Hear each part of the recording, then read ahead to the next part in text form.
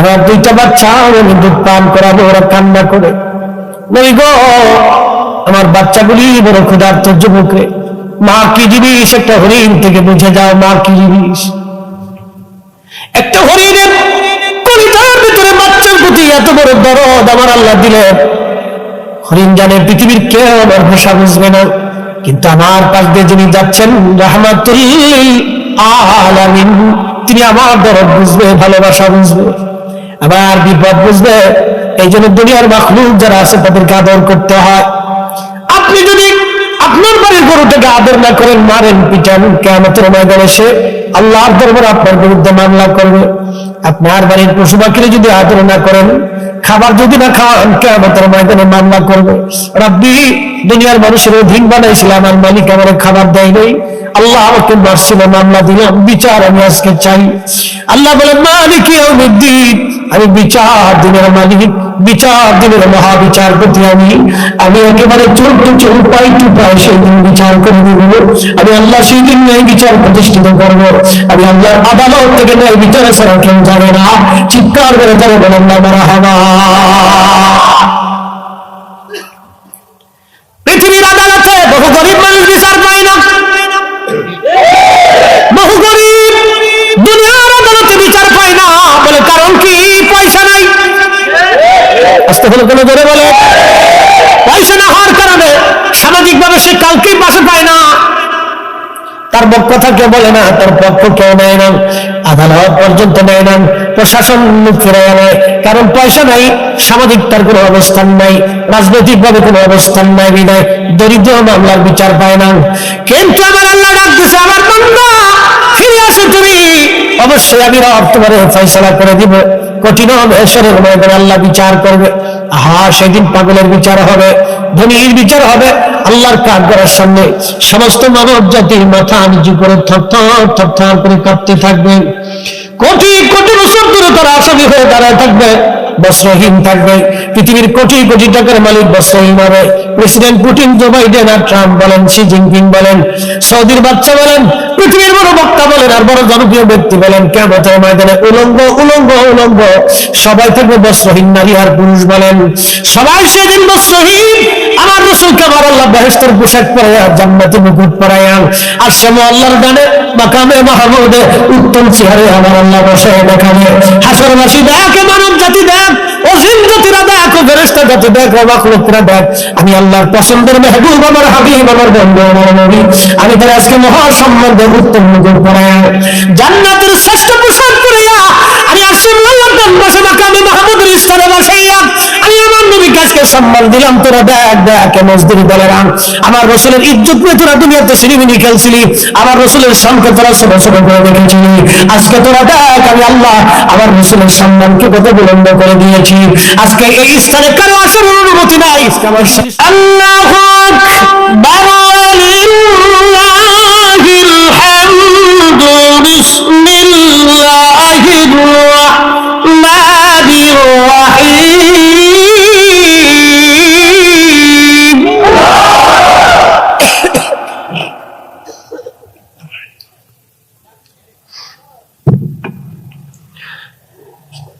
الشمس والقمر بحسبان، والنجم والشجر يسجدان।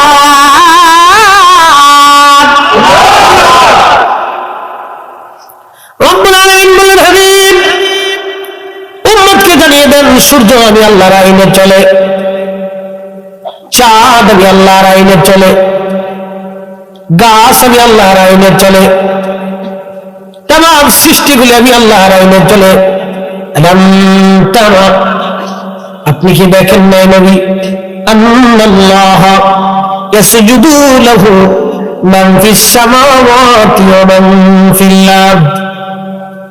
নবী গো, আপনি কি দেখেন নাই আসমান ও জমিনের ভিতরে যাহা কিছু আছে সব আমি মালিকের সিজদা দেয়।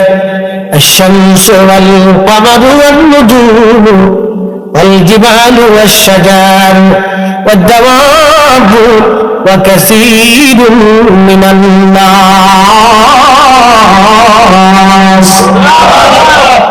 কখনো তোমাকে যদি ভুলি, হেদায়েতের আলো জেলে নিয় কাছে তুলি, ঠাই দিও প্রিয়তম অগমহিয়ান। আল্লাহ রাব্বুল হাবিব সূর্য আমি আল্লাহকে সেজদা দেয়, নক্ষত্র আমি আল্লাহকে সেজদা দেয়, চাঁদ আমি আল্লাহকে সেজদা দেয়, পাহাড় আমি আল্লাহকে সেজদা দেয়, গাছ আমি আল্লাহকে সেজদা দেয়, যত প্রাণী আছে সব আমি আল্লাহকে সেজদা দেয়। ওয়া কাসীরুম মিনান নাস, কিছু মানুষ আমি আল্লাহকে সেজদা দেয়। ওয়া কাসীরুশ শামস বলেন নাই, ওয়া কাসীরুম মিনাশ শামস বলেন নাই, ওয়া কাসীরুম মিনান নুজুম বলেন নাই, ওয়া কাসীরুম মিনাল কমার বলেন নাই, ওয়া কাসীরুম মিনাশ শাজার বলেন নাই, ওয়া কাসীরুম মিনাল জাবাল বলেন নাই, ওয়া কাসীরুম মিনাদ দাওয়াব বলেন নাই, ওয়া কাসীরুম মিনান নাস আল্লাহ বলেছেন। সব মানুষ আল্লাহকে সেজদা দেয় না, কিন্তু সব প্রাণী আল্লাহকে সেজদা দেয়। সব মানুষ আল্লাহকে সেজদা দেয় না, কিন্তু সব সূর্য আল্লাহকে সেজদা দেয়। সব পাহাড় আল্লাহকে সেজদা দেয়। সব মানুষ আল্লাহকে সেজদা দেয় না, কিন্তু সব গাছ আল্লাহকে সেজদা দেয়। সব নক্ষত্র আল্লাহকে সেজদা দেয়, কিন্তু সব মানুষ আল্লাহকে সেজদা দেয় না। কথা বলেন ঠিক কিনা? আল্লাহ হিসাব কত করা, আল্লাহর কালামের সূক্ষ্মতা না বুঝলে বিপদ। কথা কত চমৎকার। সব মাখলুক আল্লাহকে সেজদা দেয়। কুত্তা, বিলাই, হাঁস, মুরগি, ভেড়া, বকরি সব আল্লাহকে সেজদা দেয়। ইউসাব্বিহু লিল্লাহি মা ফিস সামাওয়াতি ওয়া মা ফিল আরদ। আসমান জমিনের ভিতরে এমন কোন সৃষ্টি নাই রে যে সৃষ্টি আল্লাহ জিকির না করে। এমন কোন সৃষ্টি নাই রে যে সৃষ্টি আল্লাহ জিকির না করে। শুধু গাফেল মাত্র মানুষ মানুষ মানুষ। খোদার জিকির করতে তারা চায় না, খোদার জিকির তারা করতে চায় না, শুধু গাফেল মানুষ আর মানুষ। হযরত মুসা কালিমুল্লাহ হযরত মনে থাকবে আমার রাসূলকে আমি আল্লাহর ডান পাশে বসাইয়া মহা সম্মানে মহা ইজ্জতে মহা সম্মান দিয়ে রাখছি। আমরা সেই নবীর উম্মত, একবার জোরে বলা যাবে আল্লাহু আকবার। আমরা সেই নবীর উম্মত, তোমরা সেই নবীর উম্মত, বিরিটানা উম্মত। জোরে কর অনেক কাকা হুজুর বিরিটানা মুবা মাকরু। ওকে এত মুবার মাকরু যদি হয় তাহলে মাহফিলের দূরে টান দে, যদি আরো বেশি বুঝিস তাহলে মসজিদের ভিতরে টান দে। আমার হাতে যে চা এটা মাহফিলে চলে, কারণ হালাল তাইয়্যিব, এটা যেমন হালাল তেমন পবিত্র। হালাল তাইয়্যিব, আল্লাহ হালালের পরে তাইয়্যিব বলেছেন, হালালের পরে আল্লাহ তাইয়্যিব শব্দ ব্যবহার করেছেন কোরআনে। হালালান তাইয়্যিব, এই জন্য আল্লাহ নবী 5 ওয়াক্ত মেসাক করতেন, মুখ থেকে যাতে গন্ধ না আসে। 5 ওয়াক্ত মেসাক করতেন, নামাজের আগে যাতে মুখ থেকে গন্ধ না আসে, দুর্গন্ধ ছড়িয়ে না যায়। আল্লাহ নবী এত পবিত্র থাকতেন। আল্লাহ নবীর পবিত্র ঘাম থেকে মিশকাম করে ঘেরান আসতো, নবীজির থুতু মুবারক থেকে মিশকাম করে ঘেরান আসতো, আল্লাহ নবীর পেশাব মুবারক থেকে মিশকাম করে ঘেরান আসতো, আল্লাহ নবীর চাদর থেকে মিশকে ঘেরান আসতো, আল্লাহ নবীজির জুব্বা থেকে মিশকে ঘেরান আসতো, আল্লাহ নবীর শরীর মুবারক থেকে মিশকে ঘেরান আসতো। এই জন্য পাক খাবেন, পাক করবেন, হালাল খাবেন, হালাল করবেন, পবিত্র থাকবেন, পরিচ্ছন্ন থাকবেন। বন্ধু খুব মনোযোগ দিবেন, পরিচ্ছন্ন থাকবেন, পবিত্র থাকবেন। আল্লাহ নবী বলেন উম্মত 3টা জিনিস আমার কাছে প্রিয়। 1 নম্বরে নামাজ, 2 নম্বরে সুগন্ধি, 3 নম্বরে আমার বিবিগণ। 1 নম্বরে নামাজ, 2 নম্বরে আমার স্ত্রীগণ, 3 নম্বরে সুগন্ধি। 3টে জিনিস আমার কাছে প্রিয়। আবু বকর বলেন হুজুর আমার কাছে 3টা জিনিস প্রিয়। 1 নম্বরে আপনার দিকে তাকিয়ে থাকা, 2 নম্বরে আমার আয়েশাকে আপনার স্ত্রী বানাইয়া আপনার সাথে আত্মীয়তার সম্পর্ক করা, 3 নম্বর আমার জীবন আমার জান মাল আপনি নবীর কদম মুবারকে কুরবানি করা। জোরে জোরে বলা যাবে কি মারহাবা। হরিণ কাদের বলে হুজুর আমি জানি আপনি ছাড়া আমাকে কেউ আজ বাঁচিয়ে আমাকে ছাড়বে না গো নবীজি। একটা লোক আমাকে ধরে এনে বেঁধে রাখছে, নবী গো আমার বাচ্চা দুটি না খাওয়া আছে। হুজুর এরা কাঁদে, আমি মা হরিণ অনুমতি চাই গো নবী, আমার দয়া করেন, আমার বাঁধন খুলে দেন, আমি আবার ফিরে আসবো। মা কি জিনিস এখান থেকে বুঝে যান, মা কি জিনিস। আহা, মা এমন এক দরদের জিনিস, মা এমন এক নিয়ামত সন্তানের জন্য।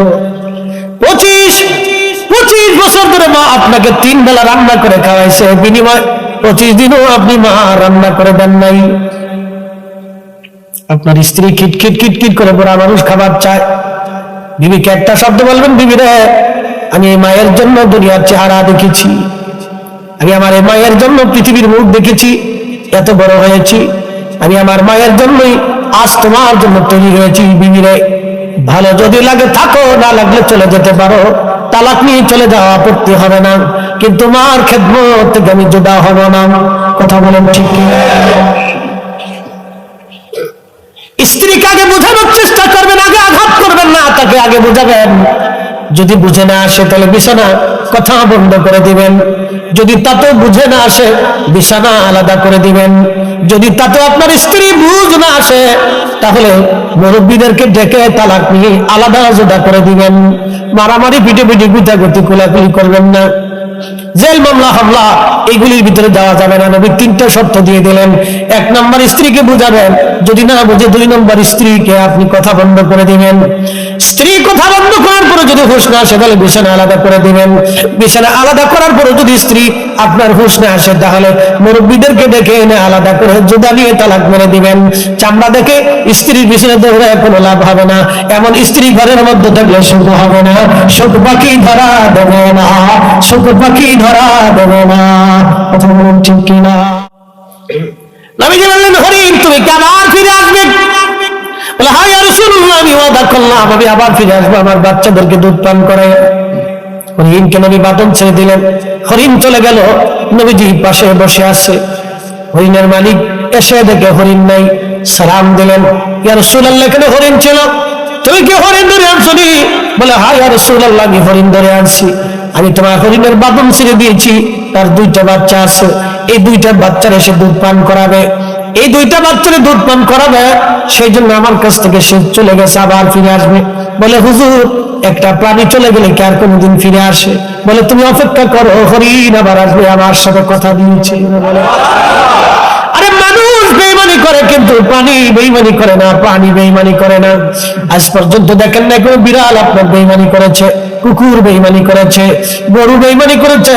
আপনি দুধ দহন করেন, তারে খাওয়ান, আপনি দুধ দহন করেন, বাচ্চাটা বেঁধে রেখে দেয় মালিক, দেখবেন বাচ্চাটা দৌড়ায় দৌড়ায় ছোটাছুটি করে, মা তারা ডাক ডাকে, বাচ্চাটা দাঁড়া, আমি মা তোর মা হতে পারি কিন্তু আমার মালিক আমারে খাওয়ায়, আমার মালিক আমারে ঘুম পাড়ায়, আমার মালিক আমারে সেবা যত্ন করে, আমার দুধ মালিকের হওয়ার কাছে বেটা, তুই আমার মালিক আগে দুধ নিবে তারপরে তুই খাবি, এটা আল্লাহর আইন। দেখবেন গরু লাথি দেয় না আপনাকে, যদি আপনি আল্লাহর আইন যদি না থাকতো তাহলে গরু আপনাকে লাথিয়ে ফিরিয়ে গুটাইয়া আপনারা সারিয়া দিয়ে তারপরে গরু চলে যাইতো। গরু আল্লাহর আইন আপনারা দুধ দেয়, যদি এতই দুধ আপনার দরকার হয় তাহলে বাঘের দুধ দোয়াই দেখেন কেমন লাগে।